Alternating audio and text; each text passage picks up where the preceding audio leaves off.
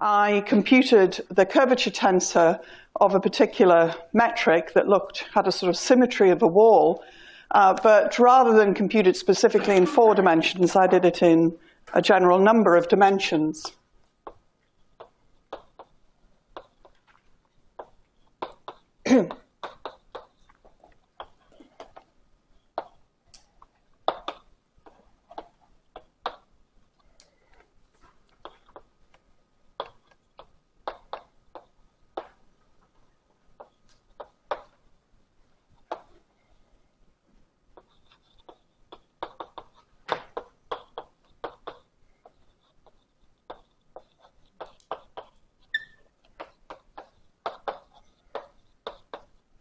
So this was what we did, and it turned out to be a fairly easy computation using that Cartan formalism.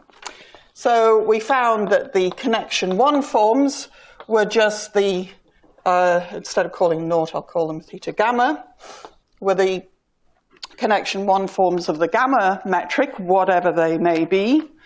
We found that there was also a cross term with the dependence of what we sometimes call this warp factor, A.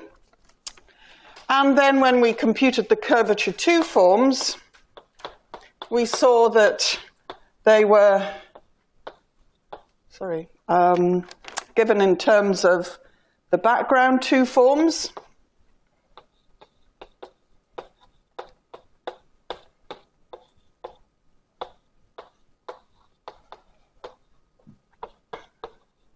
Plus some derivatives of the warp factor.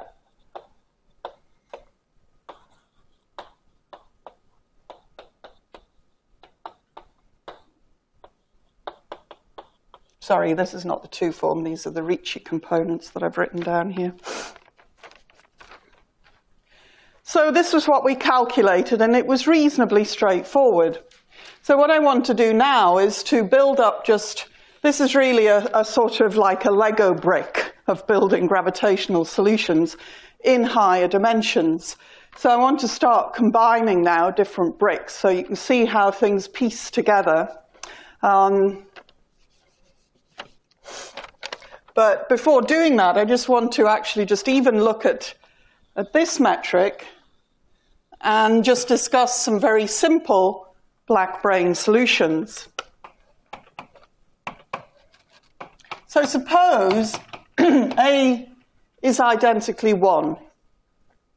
So we're not trying to do anything particular at all. All we've done is we tagged on an additional direction, Z.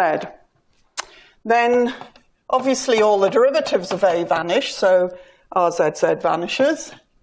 And our mu nu is just 1 over A squared, R naught mu nu.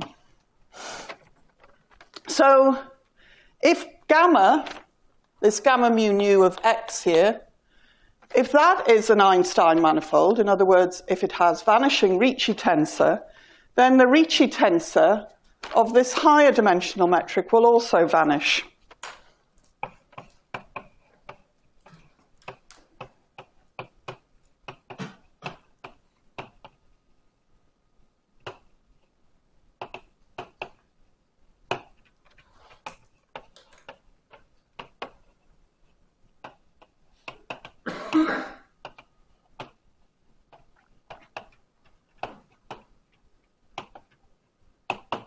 And of course that's true whether there's just one Z or several Z.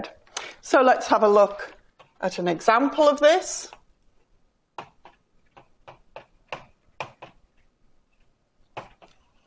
Which is called a black string.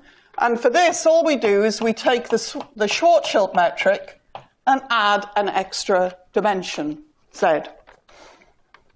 So our full metric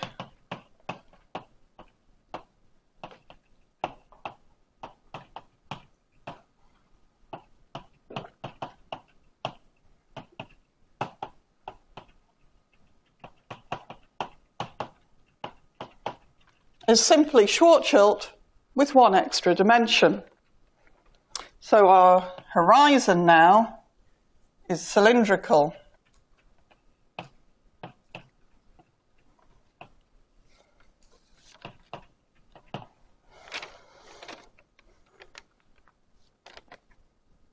So that's just a one-dimensional solution. Look, we call it the string because it's got one spatial degree or extent.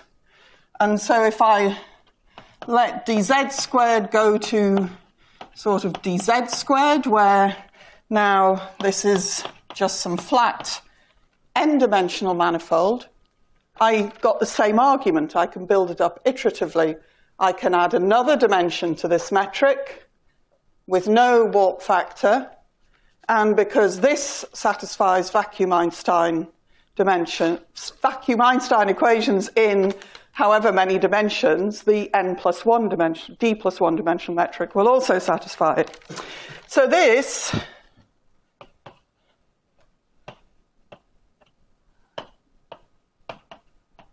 gives us what we would call a black brane, a very simple black brane, and it's just Schwarzschild cross R to the n. So the reason for the for the name brane is simply that obviously in 4 dimensions, all we can have is a string or a wall, because once we can only have a 1-dimensional spatial object or a 2-dimensional spatial object. And of course, another name for a wall is a membrane. And however, if you go to higher dimensions, you could have, instead of a 2-dimensional membrane, you can have a 3-dimensional membrane, et cetera, et cetera.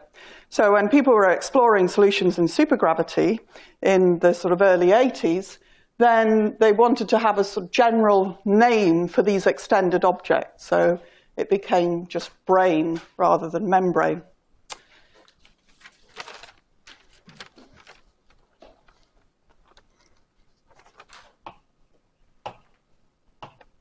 So let's have a look now at trying to build something a little more general, because at the moment all we've got is a sort of single flat orthogonal space with something going on in one sort of subspace. So let's try and build something a little more general.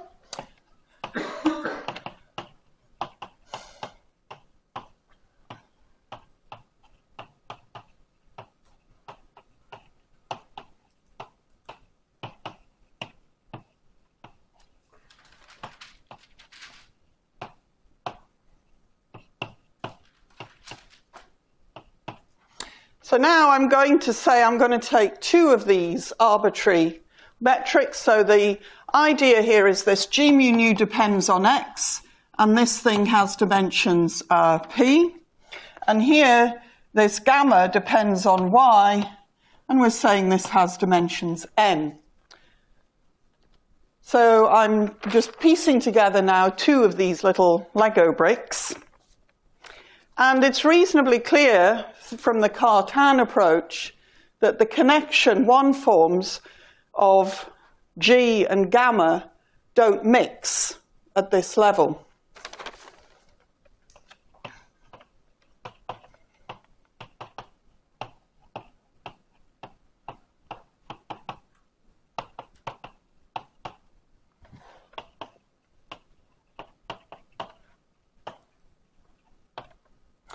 And so what I can just do is I can really read off my connection by looking at my basic building block.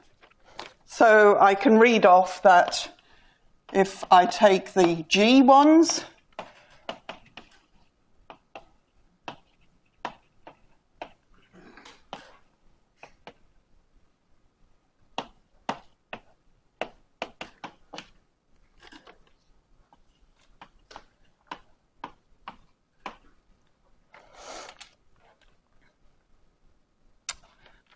I don't think I can fit it on without it looking too squashed.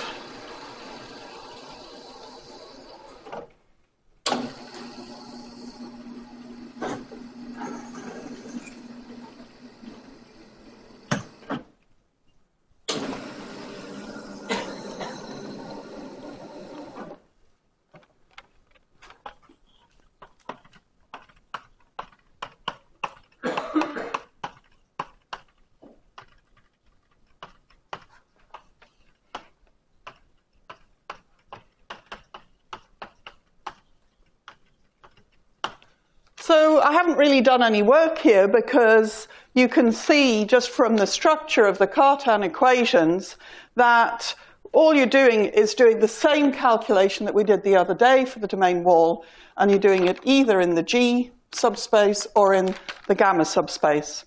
So you don't really need to do much work there. Then when it comes to calculating the curvature 2 forms, you can see that again, if you just stick exclusively to one subspace or the other, the G or the gamma, you're going to get the same answers. So once again, you don't have to think, you just copy them down from the previous calculation. However, of course, at the level of the curvature 2 forms, you've got cross terms, the theta wedge theta pieces, and you can see that mu and alpha can talk to each other precisely through these components. So all you pick up is one extra sort of family of curvature 2 forms. So I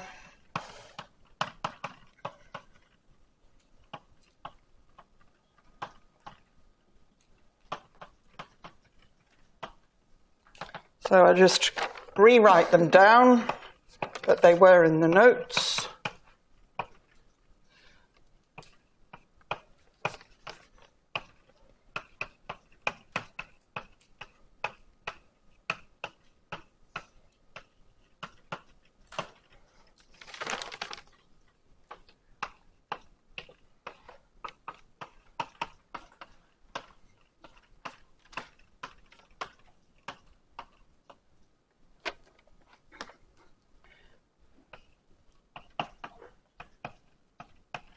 So I've just written down the ones associated with gamma here. You've got exactly the same sort of things for mu and nu, except with an A instead of C.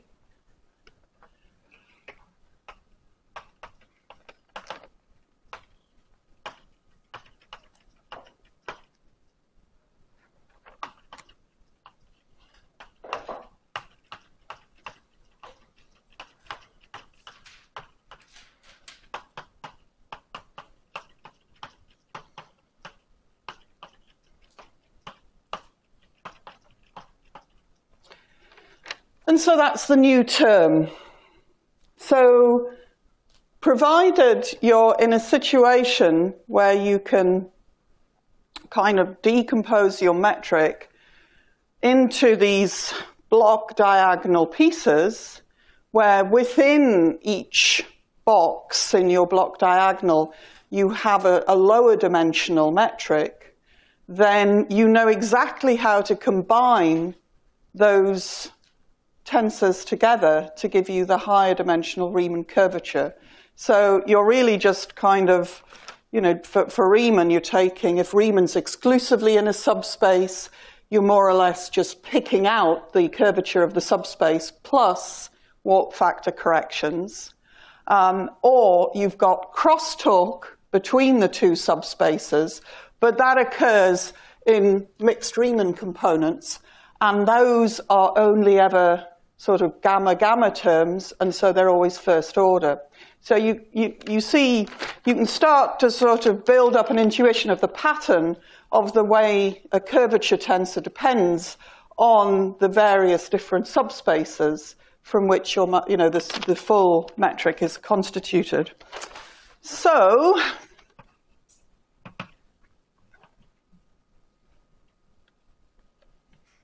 we can read off our Riemann components.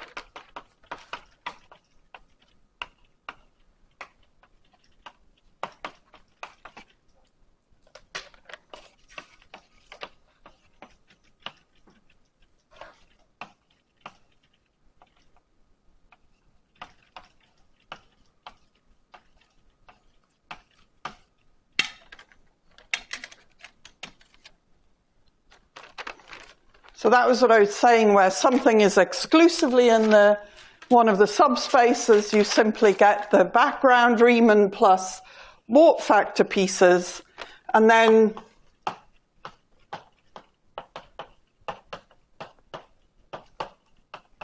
you've got the pieces that come with the extra dimension R.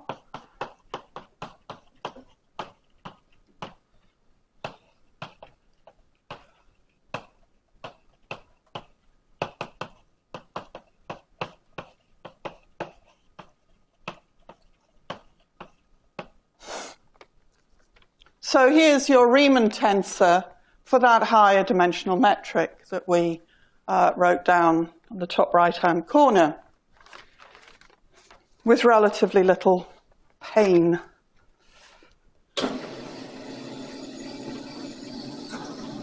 So I want to talk about vacuum solutions, or maybe not vacuum solutions. So obviously I need to just write down the Ricci tensor.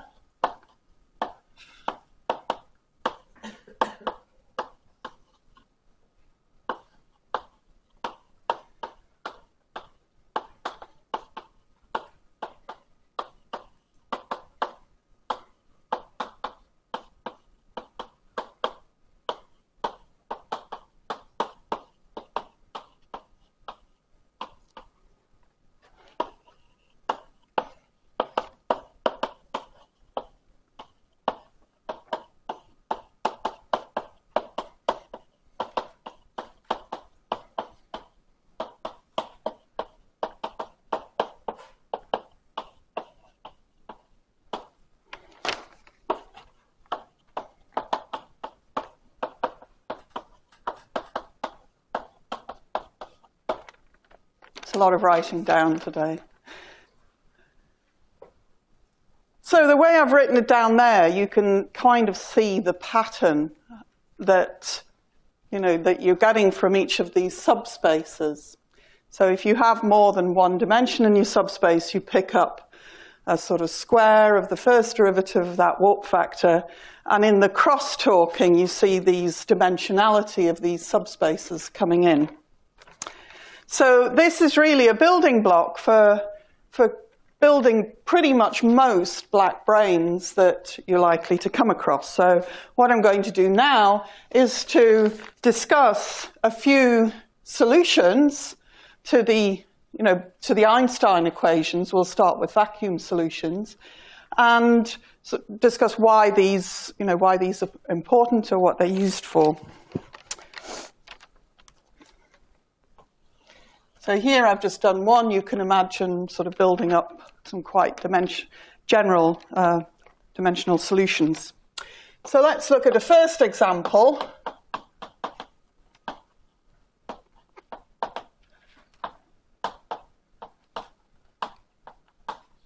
Of a higher dimensional black hole. So this is the simplest possible case, you might think. It's a Schwarzschild solution. But instead of in 4 space-time dimensions, it's going to be in some n-dimensional space-time. So how does that fit inside the family that I wrote down at the top? Well, if I just take p equals 1 and say that all I've got is dt squared, that's my sort of standard Schwarzschild-looking potential. And then if I take my gamma to be the metric on a unit d minus 2 sphere, then that's what I would expect a black hole to look like. So I'll deal with gauge in a moment, but here we're going to say ds squared is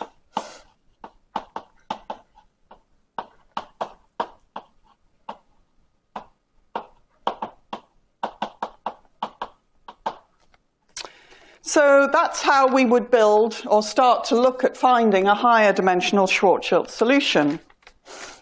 So if I just read off my curvature,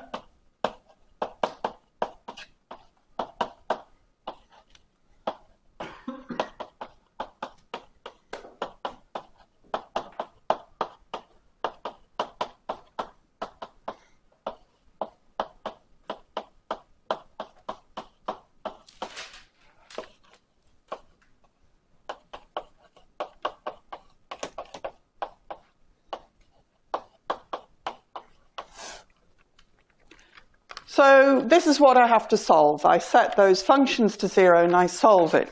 However, because we're sort of not newbies at this, we're sort of a little bit slyer, we know that this might not be the best gauge to do this computation in.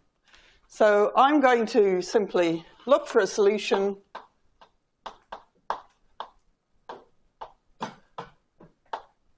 with C as rho, and then I'm going to say that d rho on A is equal to dr. So I'm simply changing gauge, and I'm simultaneously going right to the, cutting to the chase. I'm saying that I'm expecting my potential to look, I'm expecting my metric to look pretty much like Schwarzschild, but possibly with a different Newtonian potential. So, I mean, obviously, doing both of these choices is kind of an assumption, but as long as it works, we're okay. So it's an assumption at this point.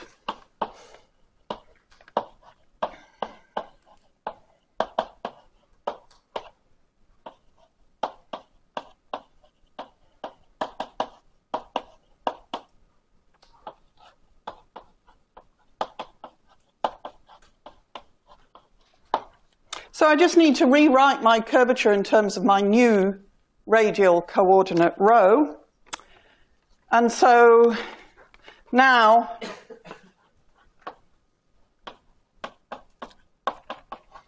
from now on, my prime is just going to be d by d rho, so just be warned.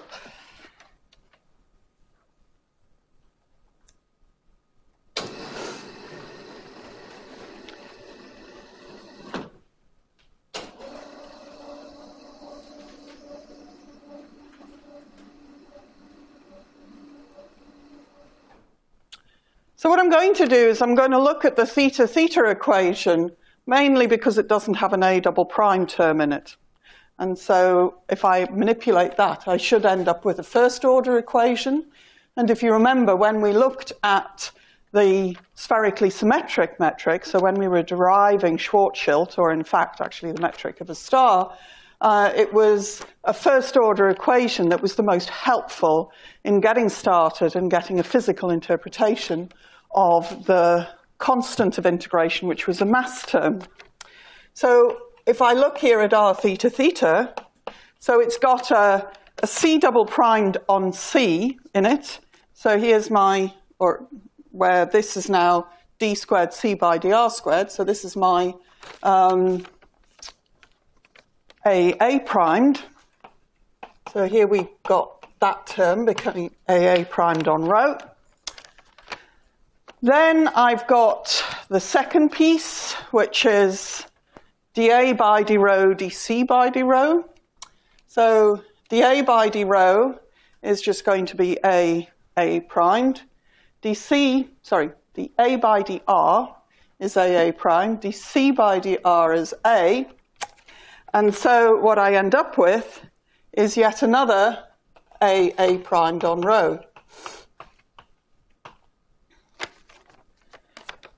Then I've got the term in brackets, and dC by dr is just A, and of course 1 over C squared is just 1 over rho squared.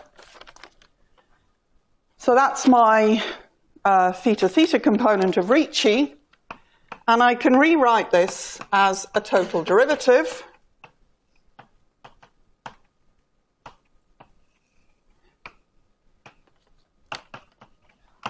Rather like we did with Schwarzschild. And so the only thing that changes in higher dimensions is the factor of rho here. And in fact, if you were looking at a Laplacian in higher dimensions, it's exactly this factor of rho that you would get. So our potential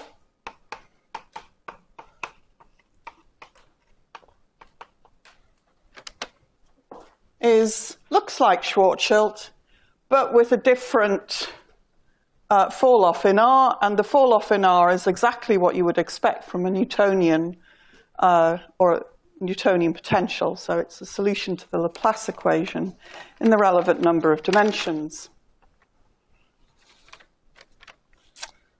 So if I try to identify with a mass,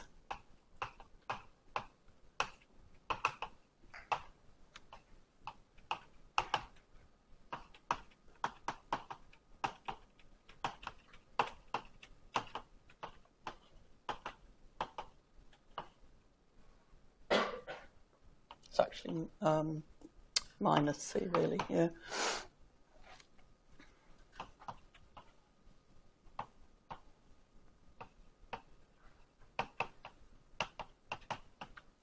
So the way I do this is I look at the way the metric falls off at infinity, and I kind of do the equivalent of a Newtonian gravity in d dimensions, and I identify what I get with, what the fall off is in terms of the constant to what we would normally interpret as the mass. So this is the relation that I get. And of course, it's quite, if I just want to do this Euclidean trick,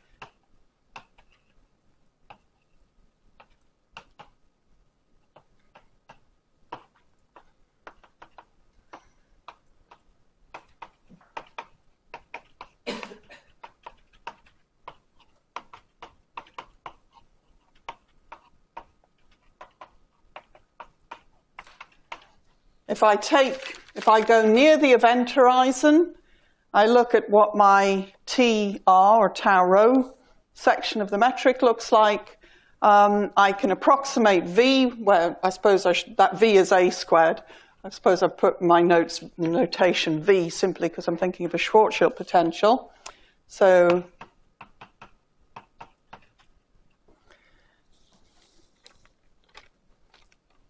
if I want regularity,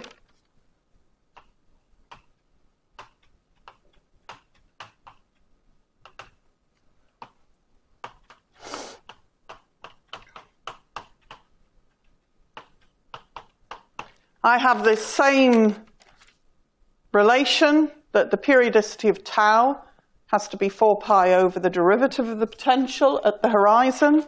And so my temperature of the higher dimensional black hole is this V plus primed over 4 pi, which is given in terms of the horizon radius. And if I rewrite that in terms of mass,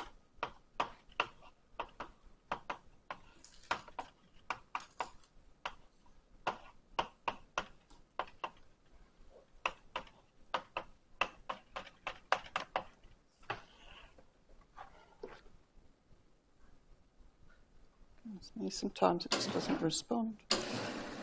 Put it up a little so you can see.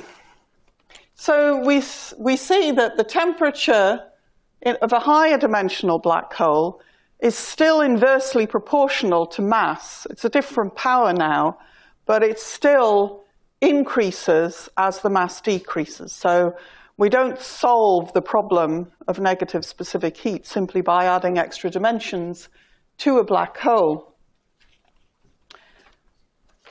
So it's a slightly different dependence, but it's the same sort of picture. And then I should just tell you that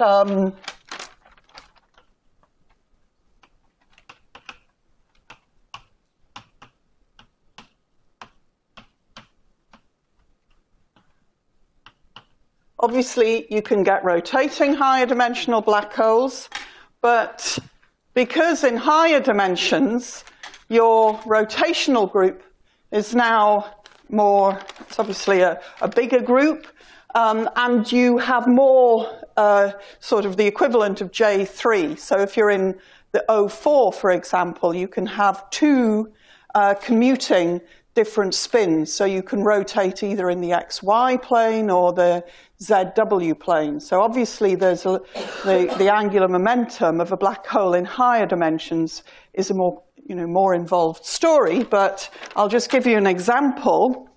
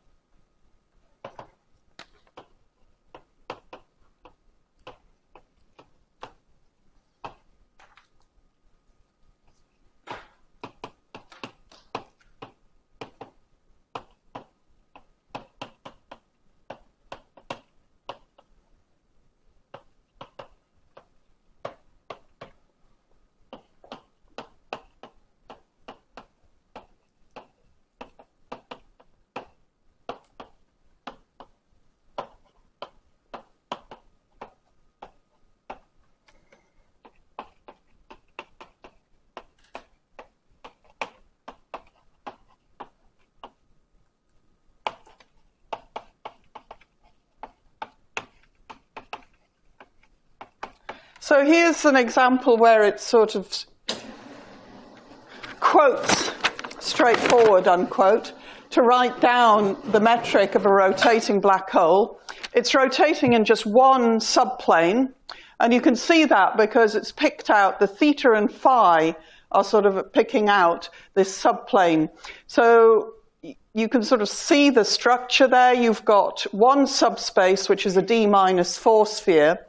So you've got your time direction, your radial direction, and you're splitting up the remaining d-2 directions into a sort of d-4 sphere, and then the other two directions, the orthogonal directions, the angle in that plane is phi, and so if there was no rotation, you'd kind of have r squared cos squared theta d omega d-4 and r squared sine squared theta d phi squared. So you can see how you're kind of splitting up. You know, there's all sorts of different ways you can split up your subspace, the sort of unit, what would be, if it wasn't rotating, a unit d-2 sphere. So in this case, you've separated out one two-dimensional plane, you're rotating in that plane, and so you can see the sigma and delta are exactly the same functions that appear as in Kerr. So you can sort of see how you're building up these higher dimensional solutions. Though obviously, you know, it's to build up a general rotating solution, it's a lot more complicated. So in pretty much a tour de force paper in I think it was the late 80s, Rob Myers and Malcolm Perry went through looking at the vacuum solutions for higher dimensional black holes, so asymptotically flat solutions in arbitrary dimension.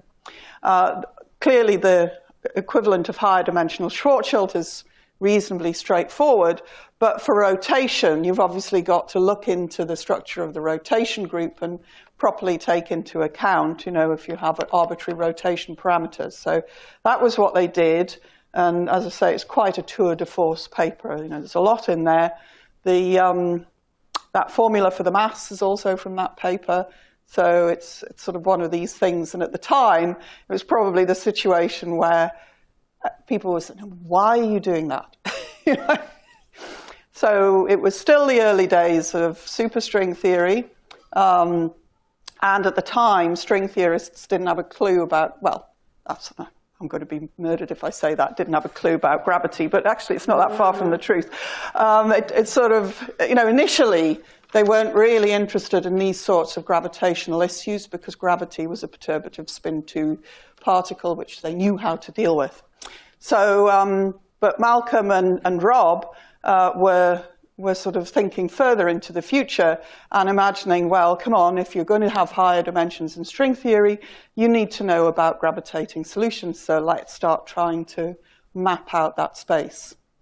So the black hole solution known as the Myers-Perry solution is with two rotations, right? Well, I take Myers-Perry actually to be any higher dimensional black asymptotically flat, because that's what they did. Did they include charges? Oh gosh, you're asking me. As this tome of a paper, I mean, they may have done in terms of a high. I don't honestly remember, Tibra.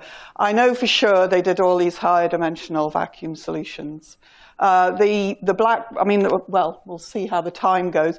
But the more general black brane solutions, that was Horowitz and Strominger later on, when again string theorists began to see the light. So, okay. So another actually really quite fascinating metric is a metric in 5 dimensions. So we used to think, when Myers and Perry did that work, we thought, okay, we knew that there was the black string, but the black string is not asymptotically flat because the horizon stretches out to infinity. So it seemed as if you had a black hole, a black string, a black membrane, black general brane, etc., but if you were dealing with asymptotically flat spacetimes, then all you could have was the black Myers-Perry black hole family. Not so.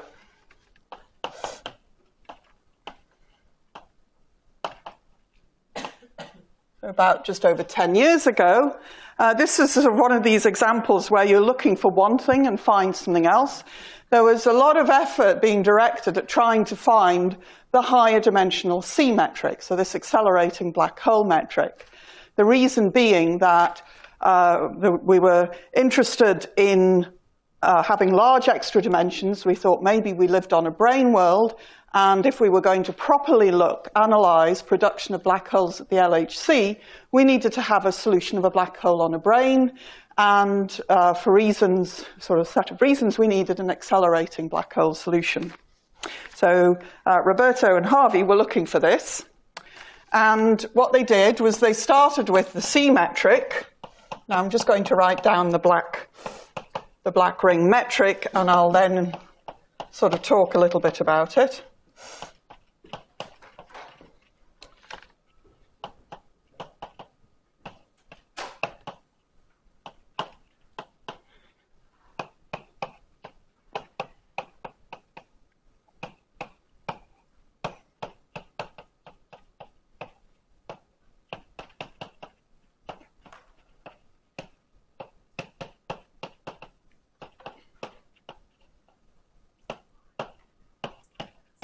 So I apologize for how long this is, but I guess you can start to see why people hadn't found it before.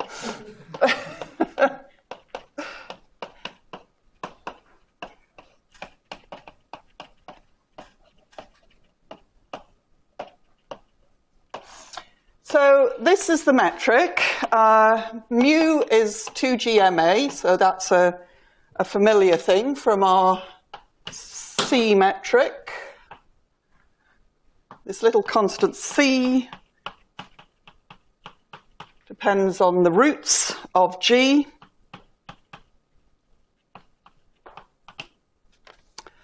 This chalk and me do not get on.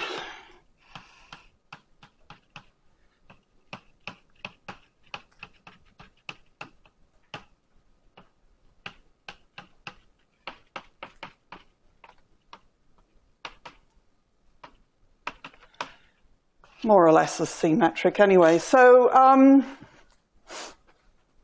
what this is, it is related to the C metric, though it may not look like it at first sight. So you can see the same structure here of F and 1 over F and G and 1 over G coming in. It's slightly modified. So first of all, this is in the spatial part, you can see. So psi would have been time for our C metric. So if you remember, I did this sketch of the accelerating black holes.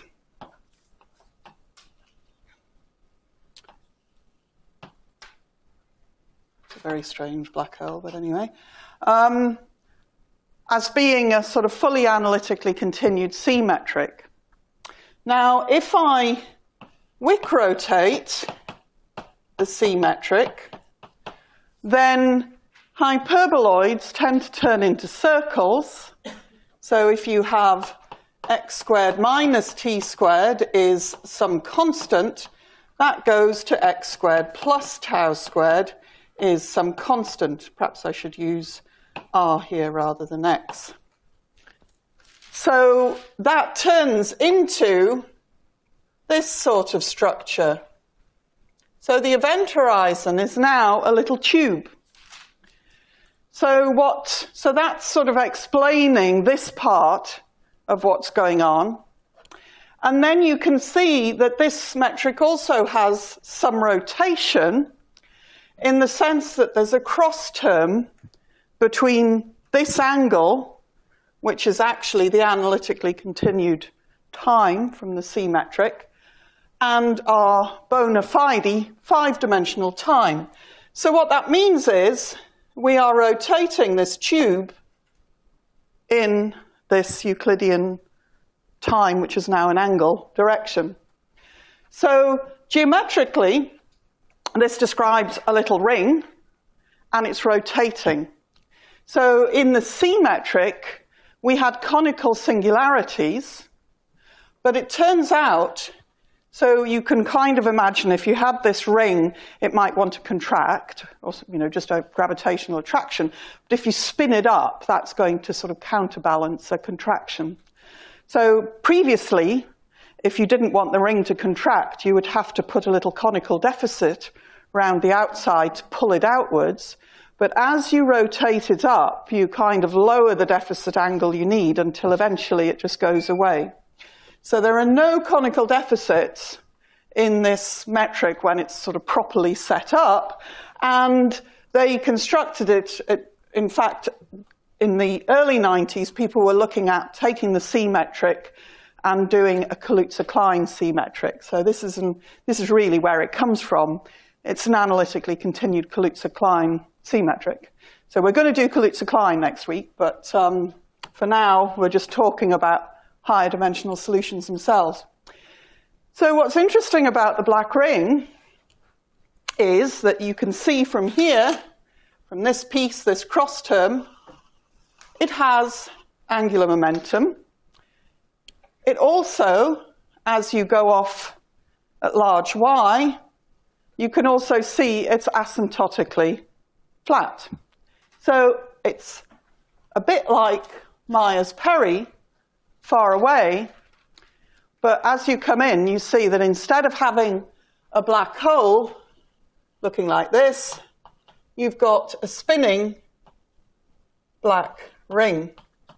So it means that unlike 4 dimensions, where for asymptotically flat spacetimes your horizons had to be spherical, in higher dimensions we can have different topologies. And in fact, people, as one does, then went on to generalize and found solutions with a rotating ring round a black hole. So this was a black Saturn, and so on and so forth. So essentially, you can, by looking at the structure of the Einstein equations and using various arguments from integrability, you can kind of see that you can construct sort of arbitrary sort of sets of rings around sort of black holes. So it's quite a nice little story there, this non-uniqueness.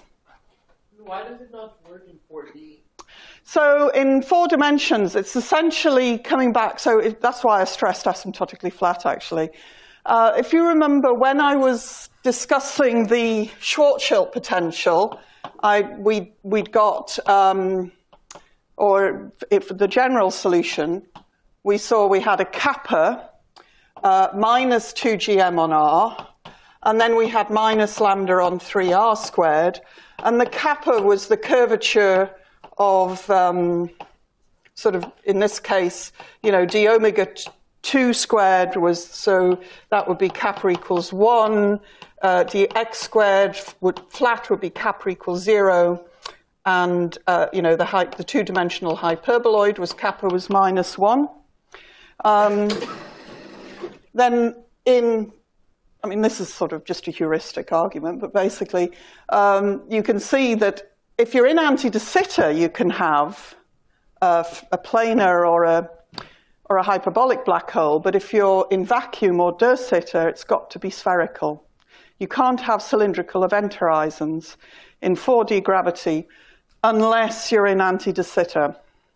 So it's to do with the way you build these solutions up. If you wanted a cylindrical event horizon, you'd have to build some solution here where so you'd have to sort of take these building blocks. You'd end up with a T, an R, a phi, which would be the sort of angle around, and then you'd have an extra piece. And so so that's a sort of slightly different class. It's a little more, there's more degrees of freedom in the metric, but if you look at those class of metrics and try and find a cylindrical solution with a horizon, you don't get one in vacuum. Okay, so really it's just looking at the structure of the vacuum solutions. Is there a sort of physical way, quick way? I guess one perhaps hand-wavy way of saying why that's the case is sometimes you get intuition about solutions in higher dimensions. So, for example, a cylindrical solution would be looking at a three-dimensional by projecting down along the cylinder, would be like looking at three-dimensional gravity, possibly with extra fields. And so in 4 dimensions is the lowest number of dimensions in which gravity propagates through the vacuum, in which you've got, gravitational waves. So in 3 dimensions, it's like you're much more restricted. And so you don't kind of get this structure in 3 dimensions, again, unless you're dealing with negative cosmological constant.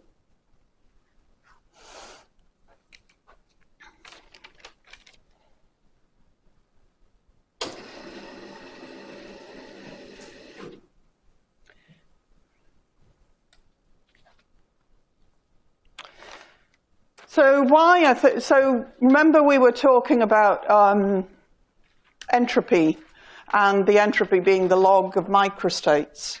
And so this notion was that in 4 dimensions we had this idea that a black hole was characterized by very few parameters. So one of the reasons why it was sort of exciting at the time when black rings first came out was this idea of here, within the context of classical gravity, you were starting to get solutions which were identical asymptotically, where you were measuring charges, but were different once you got close up.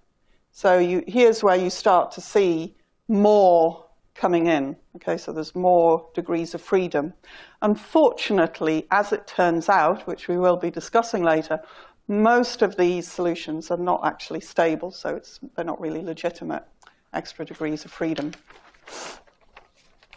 So I'd just like to finish off by just introducing, again, without doing formally extra dimensions, I'm just going to introduce higher dimensional branes, but with charges. So this is really where this part of classical gravity starts to meet with string theory. So in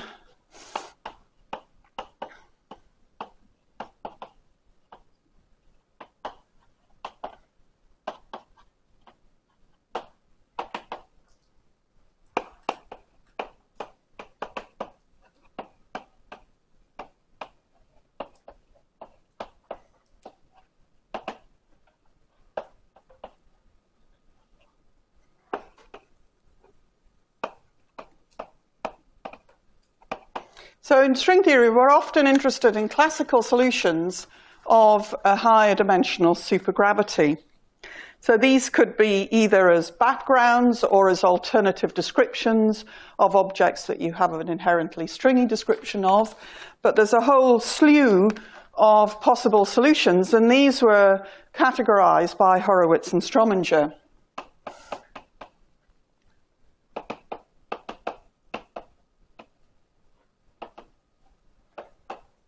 So our action,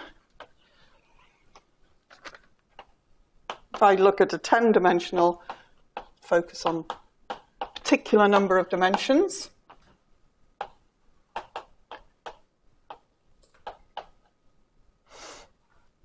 That's minus sign.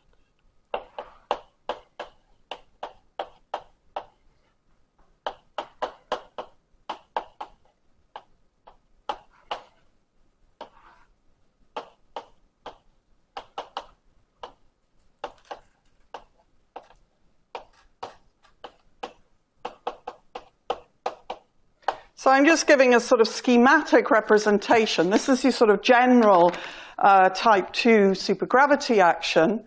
And although, we will be coming back to some of these concepts next week, we've already met this. Remember I discussed the H was dB, the 2 form, where B was a 2 form potential.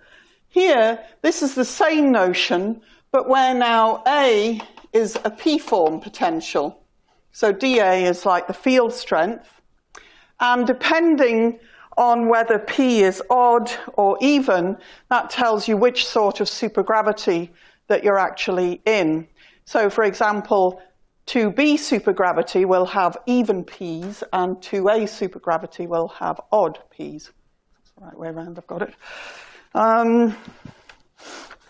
And so, analogous to Rice and Nordstrom, we can charge up solutions with respect either to these forms or the 2 form.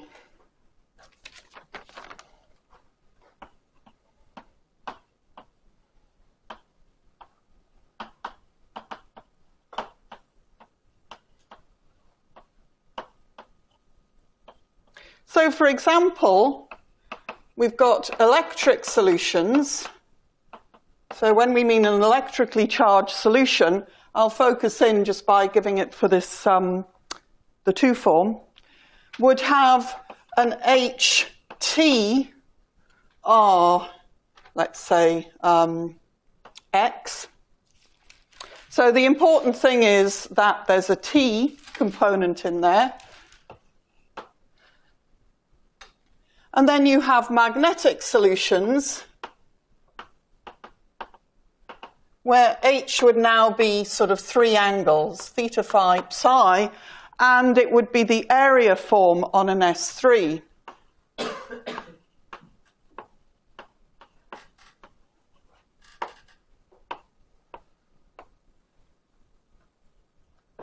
No, sorry, it's B theta phi. That's something else.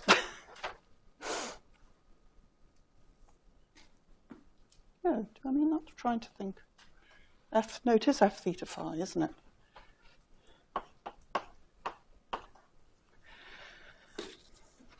So these are just a sort of, I'm just trying to get across the sort of concept of the type of solutions that you can build.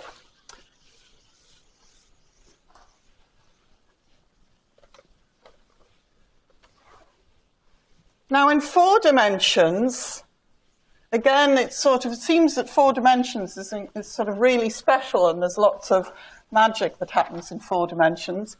But in 4 dimensions, the black hole can be charged either with respect to an electric charge or a magnetic charge. In other words, both electric, sort of electrons and magnetic monopoles are point particles.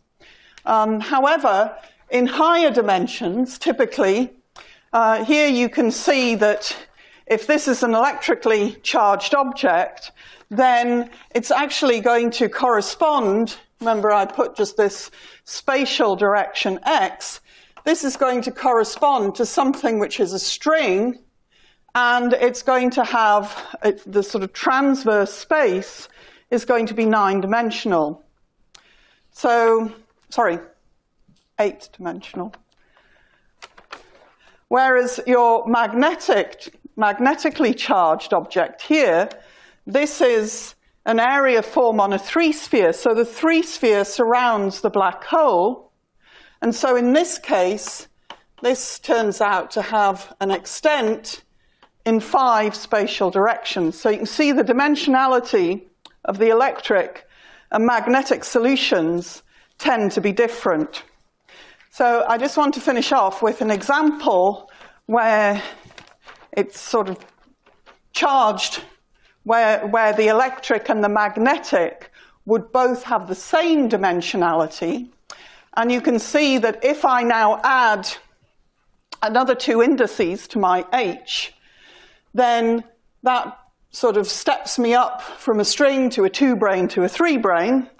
And if I have an area form on a 5-sphere, then my transverse space is like in spatial directions of 4 transverse spatial directions. And so I hop down from a 5 to a 4 to a 3. So if I then ask, well, what is this 5 form? It turns out I don't have separately charged electric and magnetic D3 branes.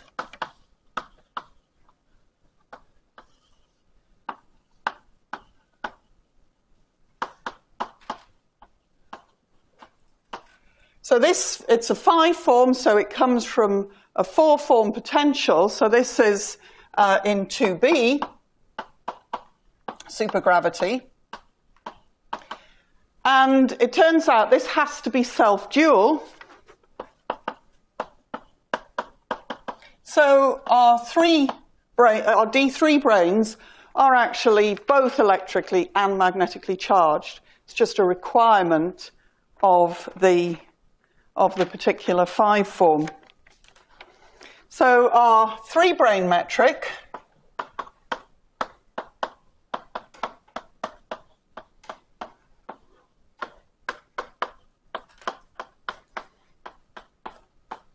has the following general form.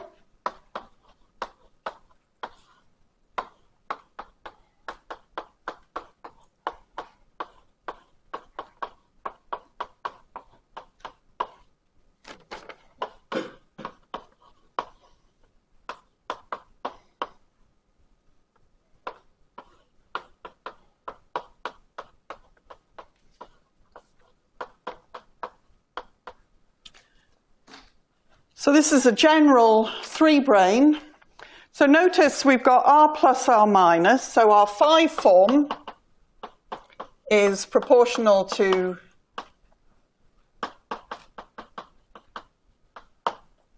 a single charge, where this charge is that might be Q squared. But the charge is proportional to the product. We've got R plus R minus. So this is like looking at a Reissner-Nordstrom type solution that's non-extremal. That's what this is doing. And as R plus tends to R minus, this would be like extremal in gravitational language. What we tend to is actually the D3 brane metric. And so this D here stands for something specific, stands for Dirichlet. And the reason is that these, you find that if you're doing open strings and you apply Dirichlet boundary conditions, so in other words, you try and fix the string on some hypersurface, then the equations of motion of the hypersurface actually coincide with the sort of degrees of freedom of this classical solution.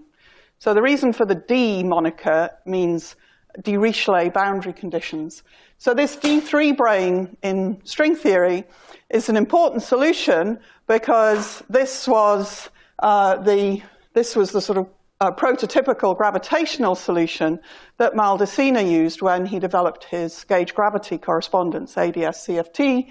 So this is where we have a very direct correspondence between gauge theories that we get when we look at the sort of stringy side and the boundary conditions on the end of the open string, as opposed to a gravity side where when we look in near an event horizon, or which turns out not to be quite what you thought it was, of the extremal black brane, what you find is this R goes to a constant at the event horizon, and what you're left with is sort of locally like an anti-de Sitter space. So this is why anti-de Sitter space is an important space to study in sort of modern string theory. I'll stop there.